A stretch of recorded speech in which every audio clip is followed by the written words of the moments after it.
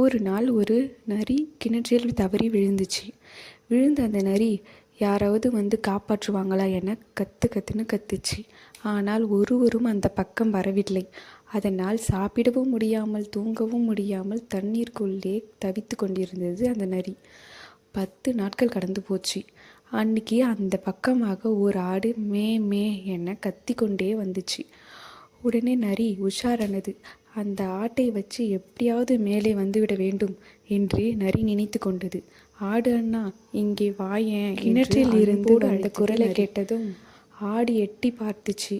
என்ன நரியாரே, தவறி விழுந்து விட்டையா என்று கேட்டதும், அட சேச்ச, நானாவது விழுந்தாவது, நான் வேணும் தான் கிணத்துக்குள்ள இறங்கினேன்.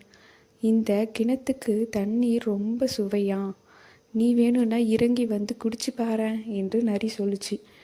ஆடு கொஞ்சம் கூட யோசிக்காம உடனே கிணற்றுக்குள் குதித்தது. நரியாரே, இந்த தண்ணீர் சுவையாக ஒன்றும் இல்லையே, உன்னை நம்பி வந்தேன் பாரு, இப்போ எப்படி நான் வெளியே போறது என்று கேட்டது ஆடு.